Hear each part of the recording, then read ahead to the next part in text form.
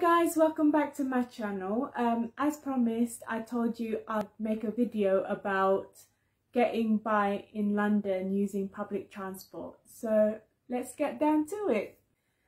Okay, the first thing that you need to think about when you land at the airport and you're already in London is the Oyster Card, and this is what it looks like. Let me just get my purse. This is what an Oyster Card looks like, and it's really handy for travelers, especially international travelers, because with this Oyster Card all you have to do is pay a fee of £5, and then you can top up how much you want to spend for that day. And you can actually get an Oyster Card either at the airport, Heathrow Airport or Gatwick Airport. In undergrounds, there's usually like a ticket office or a ticket machine, and then you can get it from there, or you can get it in the newsagents. Newsagents is always you know, open nearly 24/7, but then there are newsagents that open 9 to 5, so it really depends on where you go, really. So a lot of residents here in London use Google Pay and contactless payments, but the thing is, contactless payments or using Google Pay is not very advisable for international travelers, because there's a currency exchange fee, and we use the pound sterling. So yeah, I wouldn't advise you to use contactless payments through the phone or Google Pay or contactless because of that reason. And you pay your £5 fee for the Oyster Card, and then if, say for example, you topped up £15 and you only spent £13 on that day, you still have £2 left on the Oyster Card, but that's not going to be lost. You can still have that £2 and use it for the next day. So for example, if you wanted to top up another £15, all you have to do is top up another £13 and you have £15 again. So that's what I love about Oyster Card, is that it will stay with the money will stay inside the Oyster Card until you actually spend it on public transport. With the Oyster Card, it's both refundable and non-refundable, so it can go both ways. It's non-refundable once you top it up, because you have to use it straight away, and it's refundable because if you go back to your country, you can just ask the member of staff and say, I'm going back home now, I've still got £10 in my Oyster Card, I want to cancel it, can I have my £10 back? Or you can just give it to a friend if you're that generous, because you're not going to get that £10 back anyway. But if you want your £10 back, then they'll happily give it to you. So yeah, I advise you on topping up, say £12 to £15, because that's how much people usually spend on travel. If you're traveling around everywhere in London, you know, you want to use the underground and the buses and the trains, then around £12 to £15 is the average price people pay. But the thing about Oyster Cards is that there's usually a cap. I'll explain the zones in London to you first, to explain the caps. So London is made up of 6 zones. So zone 1 and 2 are the central inner London. Zones 1 to 3 is the outer central London. Zones 1 to 4 it becomes more of a suburbs, but then there's lots of connections to central London. That's what I love about the underground, because if you live in the north, south, east and west of London, you're basically in zones 3 and 4. But the thing is, if you're in zones 5 and 6, you're not in London anymore.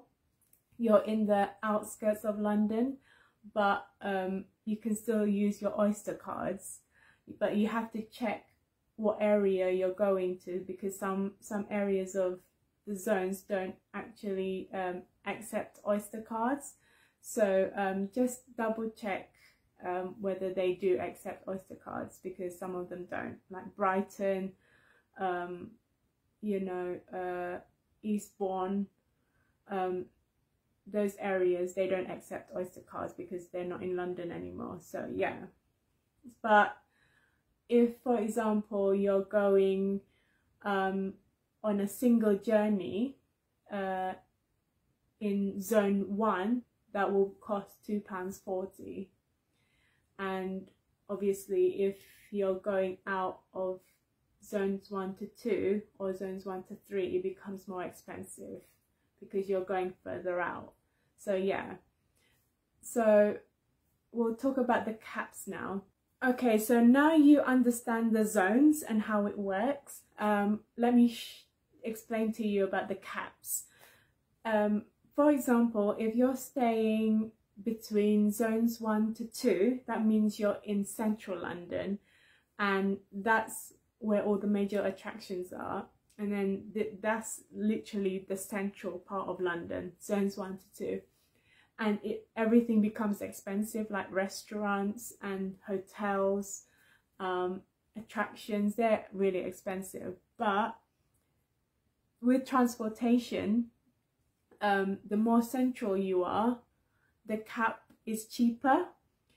For example, it doesn't really matter how many times you use the tubes, the trains and the buses, it will always be £8.70. And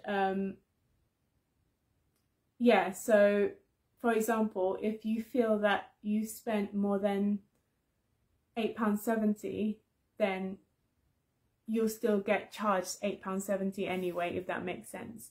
So you won't go over £8.70. But if, for example, you're staying in zones 3 and 4, the cap becomes more expensive because you're going further afield from the central. And they also have a cap, and I think it's like £12.70. So I got a bit tongue-tied there, but I'm not really sure, but you have to check on the website. So the further afield you go, the more expensive the cap is. So yeah, if, for example, you're staying in London for 7 days and you're staying within zones 1 to 2, there's a cap of £37. So you won't have to top up every day, because you'll be spending more if you top up every day. So it's better to just get the £37 if you're staying within zones 1 to 2.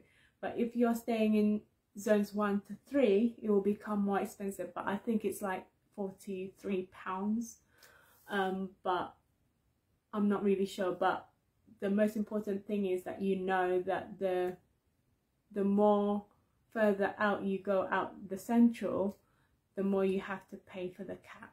Make sure you tap in and out of the barriers, because sometimes when the barriers are open, people don't tap in and out, but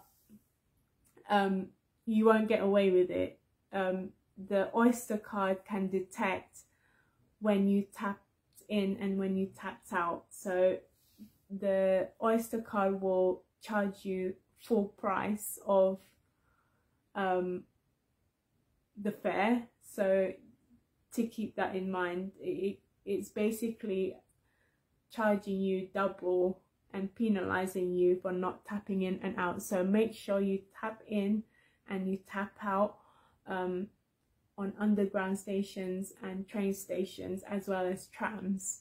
Like for example, West Croydon, and yeah, basically the Croydon area, there's lots of trams there. We don't really have that many trams here in London. The only trams that I know is in Croydon. But yeah, it's usually the undergrounds and the trains that you need to tap in and out. But trams, you don't really need to. You need to tap in for trams, but you don't need to tap out. So yeah, that's it. So a lot of people ask me whether or not they should get a paper travel card or an Oyster card. I think that an Oyster card is more acceptable if you're just going out around London. You only get a travel card, a paper one, if you're going outside of London, say for example Brighton, Eastbourne, or anywhere outside London like Hampshire, Essex. They're the outskirts of London. So that's it, that's all you need to know, but it's more expensive if you're going out of central London anyway, so which is understandable.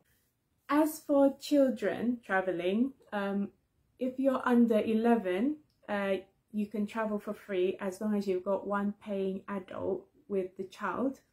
And what happens is that when you go through the barriers, make sure you go through the disabled barriers. They're usually wider, and make sure that your child goes in first, and then you tap the Oyster card, and then you just go off. You just pass the barriers and they won't say anything if you've got children under 11.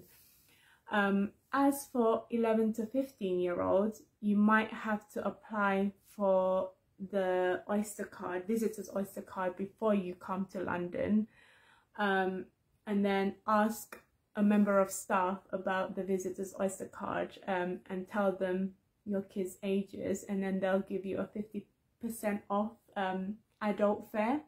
So for example, you topped up, I don't know, £10 on your Oyster card, then 11 to 15-year-olds will get £5 on their Oyster card. So it's quite handy. But check tfl.gov.uk for more information. There's a lot of information about visitors' Oyster cards. Yeah, and that's all you need to know for children. It's as simple as that. As for buses, it's currently £1.65 in 2022, but it can go up. It goes up probably every year. So next year it will probably be £1.75 or something, because I know it used to be £1.50, but it's gone up to £1.65. So I'm not really sure how much it will go up as the maximum cap, but it's the cheapest way of getting around London. The downside to using buses is that it can be overcrowded and it can get stuffy, especially during summer, and it can be a headache because you can't turn left, you can't turn right, and then there's always roadworks. So yeah, I wouldn't recommend you renting a car in London, only if you have to. If it's for an emergency, then yeah, take the car, but I wouldn't advise you on taking private cars.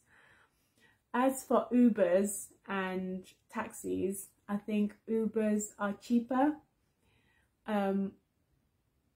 but the thing is with Ubers, they've had so much bad reviews. At the moment I've seen that they only have 3-star rating on their apps, but the thing is with Ubers, it's a bit of a hit and miss. So if for example you're coming from central London to East London, or North London, or South London, or West London, then a lot of Uber drivers don't want to take you on because it's too far away, and the fact that the traffic is always slow and roadworks, they wouldn't want to take you on. So it's different experiences for everyone here. And as for black cabs, the classic tourist black cabs, they're licensed, and I think they're more expensive than Ubers, but enough said about that. It's expensive, and if you have the money, then go for it, use the black cabs. But I wouldn't. I've never used a black cab ever since I was 7. The only time that I used a black cab was on a night out and I wanted to be safe, but that was only once. But yeah, that's it for public transport video. So if you have any questions, any comments, or just any suggestions on public transport in London, or even outside of London, just give me a shout, message me down below, and I'll see you soon. Bye!